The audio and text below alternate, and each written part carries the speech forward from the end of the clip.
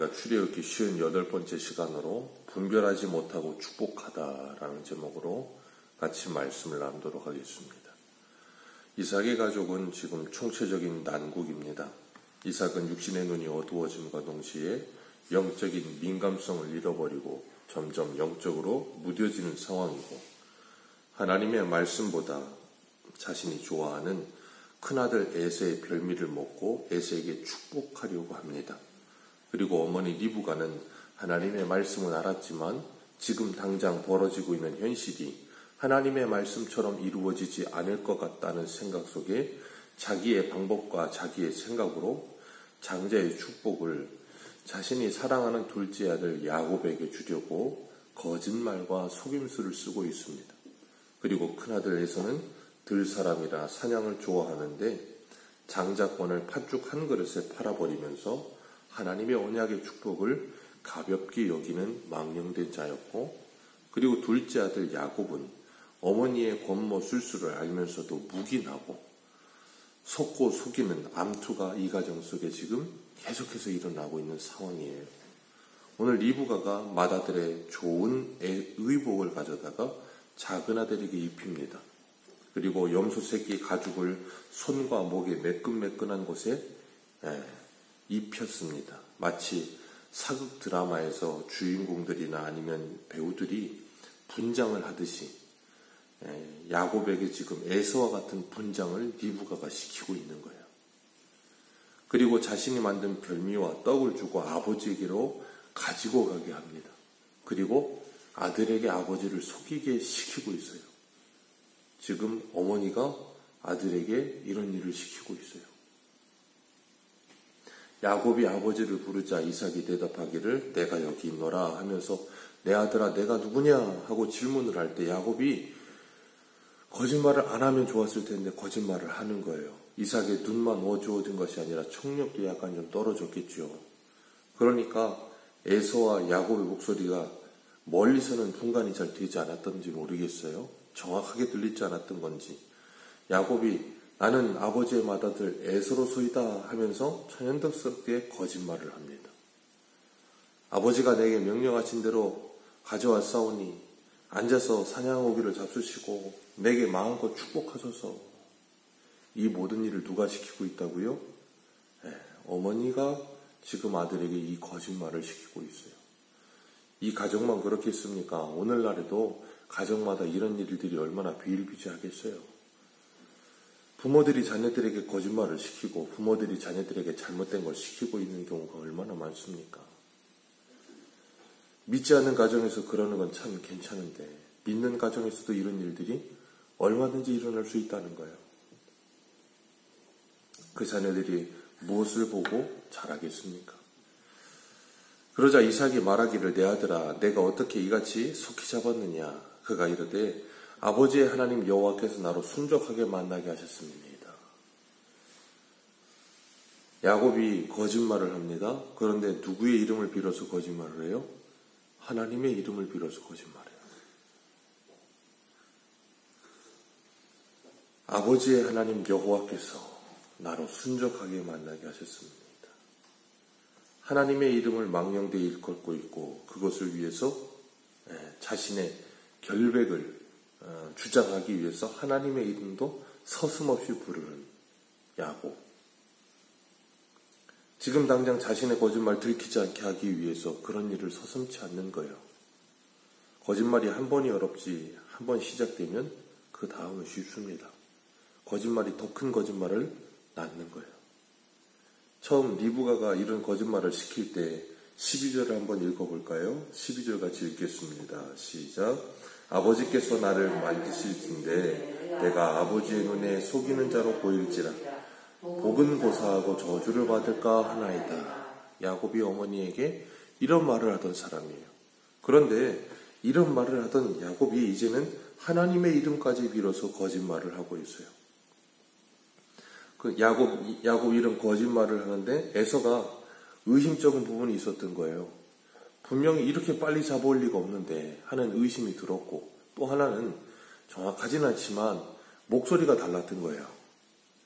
시력은 나빠졌지만 분명히 목소리는 다르게 들렸던 것 같아요. 야곱이 에서의 목소리를 흉내냈을 수도 있겠지만 어쨌든 그래도 아들의 목소리인데 그걸 완벽하게 분간하지 못하겠습니까? 그래서 뭔가 다르다는 느낌이 있어요. 그래서 22절을 보면 음성은 야곱의 음성이로되 손은 에서의 손이로다 그렇게 이야기합니다. 분명히 음성은 야곱의 음성 같아요. 그래서 가까이 와라. 그리고 만져보는데 리브가가 분장해놓은 그 매끈매끈한 부분이 다 염소새끼 털로 분장이 되어 있다 보니까 에서의 이 털 많은 이 느낌처럼 느껴졌던 것 같아요. 그러다 보니까 향기도 맞는데 27절을 보면 내 아들의 향취는 여호와께서 북주신 밭의 향취라. 분명히 염소새끼의 이 가죽으로 분장을 하다 보니까 약간 짐승의 노린내도 났을 수도 있고 여러 가지 냄새가 났을 수도 있겠지요. 그러다 보니까 야곱이 분별을 하지 못하는 거예요. 분명히 아닌 것 같은 소리는 아닌 것 같은데 자기가 직접 만져보는데도 분별이 되지 않을 정도로 분장을 해놓은 거예요. 그러니까 23절 한번 읽습니다. 시작. 그의 손이 형 에서의 손과 같이 털이 있으므로 분별하지 못하고 축복하였더라. 이삭이 분별하지 못하고 축복합니다. 그리고 야곱이 가져다주는 고기와 포도주를 마시고 입을 맞추고 그에게 축복을 해요. 그 축복의 내용이 이렇습니다. 하늘의 이슬과 땅의 기름짐과 풍성한 곡식과 포도주를 내게 주시기를 원하노라 하면서 축복하면서 이렇게 마지막을 이야기합니다.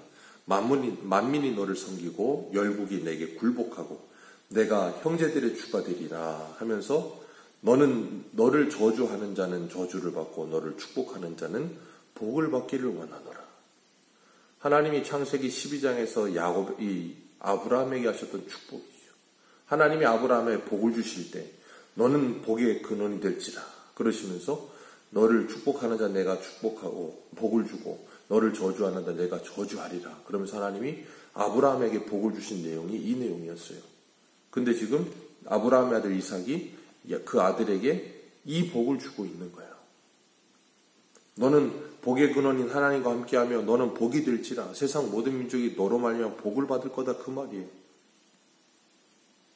이 장자의 복을 에서는 야곱에게 밭죽 한 그릇에 팔아버렸어요.